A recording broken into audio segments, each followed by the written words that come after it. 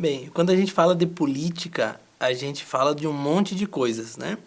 Mas a concepção que nós temos hoje de política está muito ancorada nas origens da Grécia Antiga, especialmente Atenas, né? Porque a Grécia era formada, se formou enquanto Estado-nação, por um conjunto de pequenos grupos, né? Pequenos povos, podemos chamar hoje de cidades, né? Que formavam o Estado grego, né?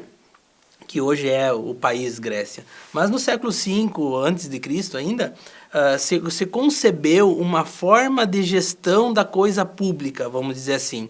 E as polis, né, e daí que vem a palavra política, as polis foram se consolidando como uma forma diferente de fazer a gestão das coisas, da cidade mesmo, né? Então, a política que nós compreendemos hoje é um jeito de fazer a gestão, é um cuidado com as coisas públicas, né? Então, política significa a minha participação para fazer a gestão da coisa pública.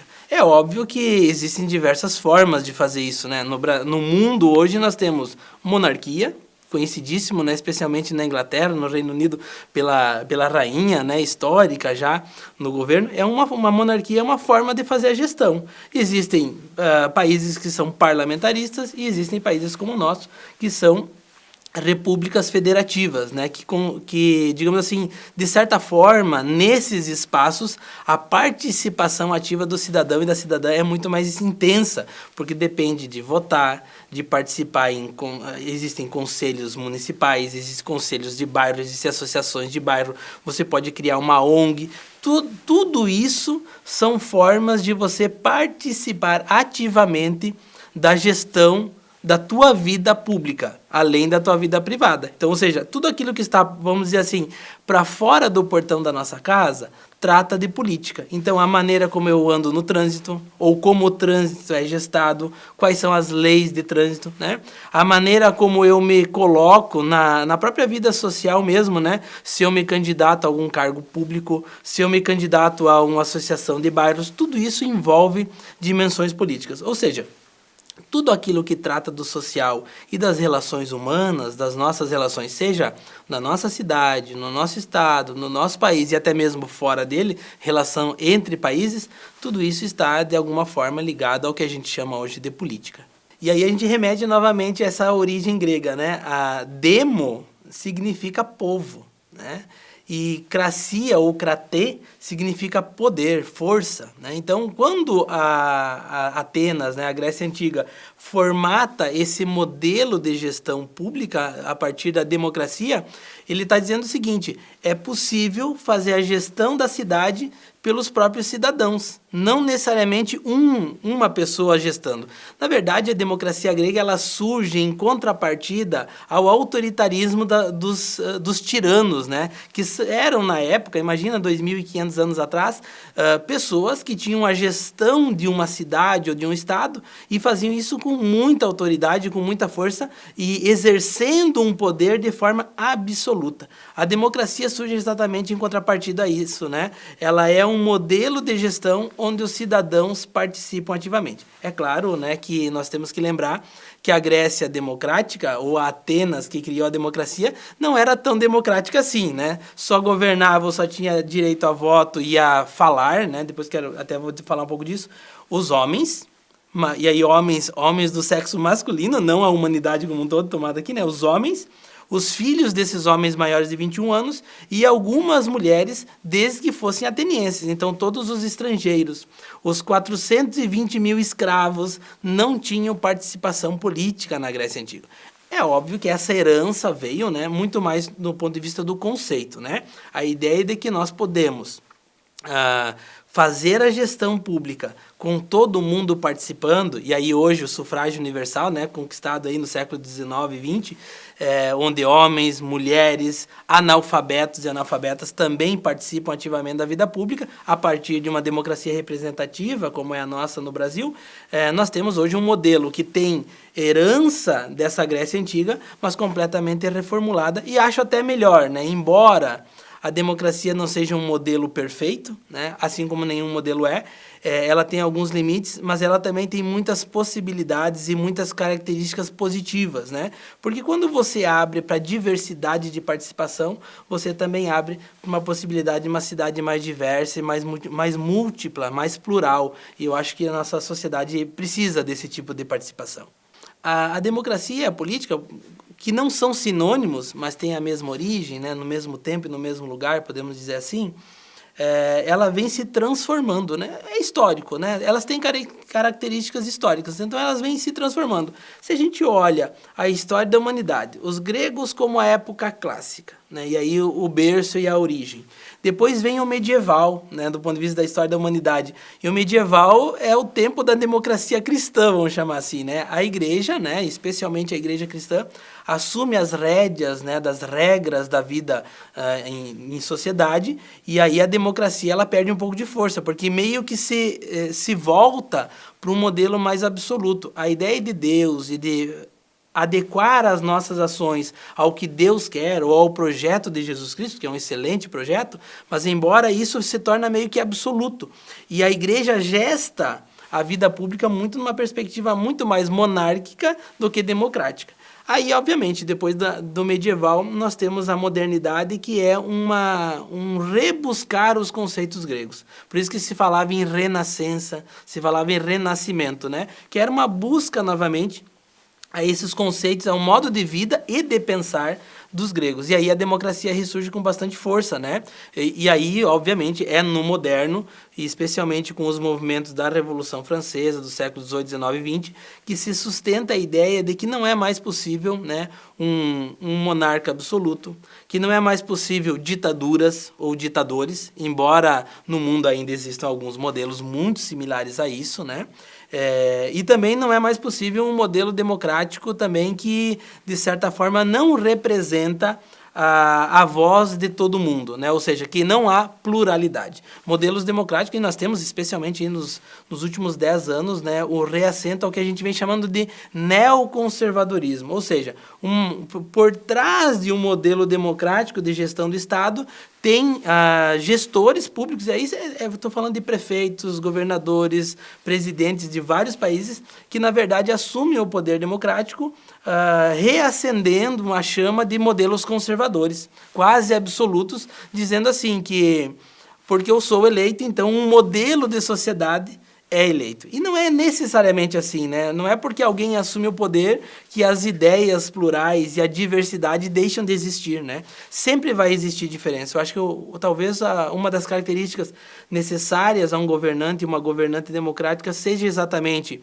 ter posição, ter ideologia, como a gente chama, mas respeitar a diversidade e as diferenças, seja no lugar onde ele vive, né, com as pessoas com quem ele convive e gesta o Estado, mas também respeitar a diferença não de forma violenta, né, não nem mesmo, até mesmo com discursos violentos, né, que necessariamente não precisa ser o uso da força física, mas os discursos violentos vêm se reacendendo, e esse é um problema, eu acho, dentro da democracia, que eu também acho que a própria democracia vai resolver. A política, na verdade, é o exercício do poder, né? A pessoa que é eleita ou que governa, seja numa monarquia ou num parlamentarismo, num presidencialismo, ela tem a sua, digamos assim, ela tem a condição de fazer a gestão do poder público em favor dos outros, né, dos seus concidadãos. E aí tem uma questão de fundo bem importante, né? A gestão do poder, ou o exercício do poder, implica numa profunda responsabilidade, né? Esse poder ele precisa ser gerador de vida e não gerador de morte, né? Esse exercício do poder ele precisa ser em favor da maioria ou de todos, né? De certa forma, dizendo assim, porque o poder ele pode ser extremamente necrófilo, como é um conceito muito usado, né? Ou seja, ele pode ser um poder gerador de morte das pessoas. E aí nós temos que ser ainda mais diretos nesse discurso, né? Quem geralmente morre são os jovens, os negros, as pessoas da periferia, as mulheres. Nós vivemos nos últimos anos no nosso país, para tomar como referência,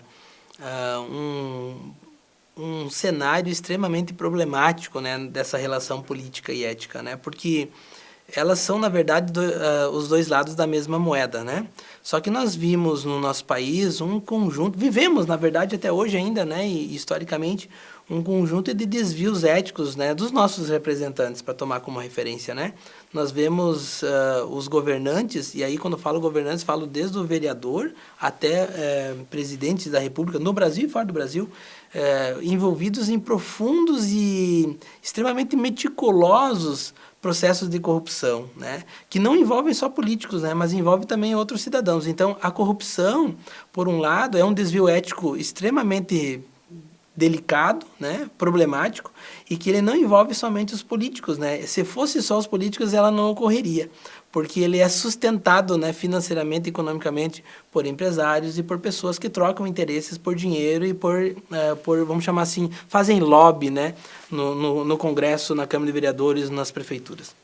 E eu acho que esse talvez seja um dos grandes problemas que o Brasil ainda precisa resolver do ponto de vista moral e ético, né? Porque os outros países olham para nós e generalizam, né? Como se todo político no Brasil fosse corrupto. Eu tenho lido algumas coisas há alguns anos já sobre política e percebo que há sempre uma generalização, não só no Brasil, mas em outros países também, né? Há muitos países que têm essa marca, né, lamentável de ser países corruptos. E tem alguns países que não, né, que têm uma marca exatamente de ser idôneos, serem éticos e tomarem, né, a gestão da coisa pública como moralidade mesmo, né? Eu vi alguns exemplos por aí que de alguns países que os deputados, por exemplo, não têm salário, né? Fazem, né, o trabalho de forma voluntária porque acreditam que é necessário representar uma coletividade, uma ideologia, um grupo de pessoas e de interesse. E aí necessariamente não precisa de salário. Há deputados que vão de bicicleta para o Congresso, né, porque acreditam que o exemplo dele de andar de bicicleta, que é um exemplo simples, faz diferença na preservação do meio ambiente. E ele, como gestor público, como representante público de um grupo que votou nele para que ele estivesse naquele cargo, ele precisa dar o exemplo. Eu acho que isso ainda precisa ser muito exercitado no Brasil, né? Nossos deputados e deputadas, vereadores, enfim, seja no estado ou a nível nacional, temos grandes exemplos de maravilhosos, né, de pessoas que realmente se doam para a causa pública, mas também, infelizmente, nós temos desvios éticos tremendos, imensos no nosso país, que precisam ser corrigidos. A pergunta é, como que se corrige isso, né? Todas essas pessoas, corruptas ou não, foram eleitas democraticamente pelo voto de pessoas como eu, como você, que está aqui nos ouvindo, nos assistindo e que exerceu, né, o direito do voto. Sem o voto das pessoas, eles não estariam lá. Então, nós temos que tomar cada vez mais cuidado. O voto ético elege pessoas éticas. Então, nós precisamos tomar muito cuidado nesse tempo de eleição para fazer exatamente escolhas que realmente vão gerar consequências futuras, seja na nossa cidade, seja no nosso estado, seja no nosso país. Não adianta a gente achar que não votar não resolve as coisas, né? Votar em branco, votar nulo. Isso definitivamente é uma forma de se eximir de uma responsabilidade, né? Porque não votar em alguém não vai deixar uma cadeira vazia lá no Congresso, né? Vai ser eleito outra pessoa. Por outro lado, também é importante a gente frisar que a escolha dos nossos candidatos, né, deve perpassar pela concepção que a gente tem de mundo, né? Então, a gente deve buscar um candidato, uma candidata que seja representativa. E, por outro lado, também, nós temos que nos convencer assim, profundamente de que não é votando que se encerra o nosso papel de cidadão, de cidadã. E os deputados muitas vezes fazem um exercício imenso de convidar as pessoas para participar de sessões na Câmara de Vereadores, de sessão nas Assembleias Legislativas, no Congresso Nacional, e muitas pessoas não fazem parte disso. E nós temos, assim, além do direito do voto, nós temos sim o direito de cobrar dos nossos representantes, né? Seja prefeito, vereador ou deputado, né? Não importa. A gente tem sim o direito de, depois de votar, de acompanhar o ato legislativo, de acompanhar os atos do executivo e, se for preciso, fazer denúncias, se for preciso cobrar aquelas demandas ou aquelas promessas de campanha para que elas se efetivem, né? Porque nós não podemos mais fazer uma democracia representativa achando que votar resolve. Votar é um ato muito importante, ele precisa ser feito de forma muito consciente, mas não é ali que acaba o nosso papel de cidadão enquanto cidadão político, né? Eu acho que nós temos que nos envolver. Socialmente, nós precisamos nos envolver. Nós temos que perceber que política não se faz de forma individual, mas de forma coletiva, né? E é por isso que existe, por exemplo, os partidos políticos. Não é uma pessoa que se lança candidato. Ela se lança candidato dentro de um partido que congrega um conjunto de pessoas que pensam parecido ou igual, né? E que a gente chama de ideologia. Qual é a minha ideologia? Nós precisamos descobrir isso, né? Qual é a minha ideologia? Qual é a minha concepção de sociedade? Qual é a minha visão de mundo? E a partir dessa descoberta pessoal, é óbvio que eu posso olhar nos mais de 30, 40 partidos no Brasil e me envolver, por exemplo, num partido político. Se eu sou, por exemplo, defensor da causa animal, eu posso muito bem me envolver politicamente numa ONG que defende a causa animal. Se eu sou adepto a questões sustentáveis ligadas à sustentabilidade do planeta, eu posso muito bem me envolver com um grupo de pessoas que pensa tanto num partido político quanto numa ONG ou numa associação que se envolve com questões da sustentabilidade do planeta. O que não pode é a gente ficar em casa reclamando que os outros estão fazendo errado. Nós precisamos nos envolver. Eu acho que do ponto de vista da essência da palavra política, e lembrando uma frase do Aristóteles, né, que nós somos um animal político, não era concebível na Grécia Antiga um sujeito, um cidadão, homem ou mulher ateniense maior de 21 anos que não participava ativamente da vida pública. Talvez a gente pudesse resgatar essa concepção grega ateniense para os nossos dias de hoje. Não é concebível uma pessoa maior de idade que não se envolve em nada na sua vida, na comunidade, né? Seja na comunidade da igreja, seja na comunidade da associação de bairro, seja num partido político. Todas essas participações ativas permitirão que nós sejamos cada vez mais um sujeito político ativo na cidade. E aí a gente vai ir percebendo aos poucos que as decisões que a gente toma nessas entidades reverberam na nossa vida cotidiana. Olha, eu acho que se a gente pudesse deixar uma mensagem final para quem nos ouve, para quem nos assiste, é que se envolva politicamente. Descubra a sua ideologia. E olha, ideologia tem sido uma palavra tão mal falada, mas ela é tão importante. Todos nós temos ideologias. Talvez a gente não saiba exatamente qual ela é, mas se a gente é a favor da causa animal, a favor da preservação do planeta, a favor da defesa do direito das mulheres, se a gente é a favor de um lema como vidas negras importam, então nós já temos aí meio caminho andado para descobrir qual o partido que eu devo participar, qual ONG que eu devo contactar para participar, e elas com certeza vão aceitar a minha participação, como que eu posso me envolver e debater esses temas dentro da minha igreja, que é um lugar privilegiado de participação cidadã e política, descobrindo, enfim, que tudo é política. Não é porque é uma igreja que não tem dimensão política, não é porque é uma escola que não tem dimensão política, não é como eu que sou professor universitário que lá não tem dimensão política. Pelo contrário, tudo é política e isso é bom. O problema é que muitas vezes tentam nos convencer que a gente não deve fazer isso porque isso é algo ruim, exatamente para que eles possam tomar as decisões sozinhos e seguir a gestão pública diferente ou divergente das nossas concepções de mundo que nós temos. Quem faz política é o cidadão, é a cidadã. Bom, ser candidato ou não vai fazer diferença nenhuma em fazer um exercício político. Agora, ser candidato ou não ser, implica numa responsabilidade ainda maior no que diz respeito à política na vida social. E aí eu acho que todo mundo deveria um dia fazer essa experiência de ser candidato a alguma coisa para que a gente possa vivenciar na pele, né, na nossa vida e ter no nosso histórico de cidadão a disposição de fazermos política e querer melhorar, seja o lugar que a gente atua. Então nós temos um modelo democrático e de gestão de poder hoje que privilegia um grupo que é branco, que é mais rico, que mora nos centros urbanos. Então nós precisamos redimensionar, né, a gestão do poder e o uso do poder público em favor dessas minorias muito marginalizadas e muito violentadas em seu direito de ser cidadão, cidadã, em seus direitos de ter as garantias mínimas para uma dignidade humana, para uma vida com qualidade. E aí eu penso, quando eu falo de responsabilidade, eu penso que os nossos governantes, as nossas governantes, elas têm esse poder público em suas mãos, dado pelos cidadãos no momento do voto, mas não é uma carta branca para fazer o que eles querem, bem pelo contrário. É uma oportunidade de fazer a gestão do poder público, e aí a gestão política do poder, em favor da cidade, do estado, do país. E eu acho que aí nesse movimento a democracia exige escuta, né? Exige escutar as pessoas que, embora não tenham votado nele e nela, têm também, continuem sendo cidadãos e precisam ser ouvidos em suas demandas. Na verdade, a sociedade sempre foi dividida, né? Nós nunca tivemos uma sociedade homogênea, mas isso não significa que nós não somos irmãos, que nós não somos concidadãos, né? Não é porque eu sou homem e existe uma mulher que convive comigo que eu sou superior a ela.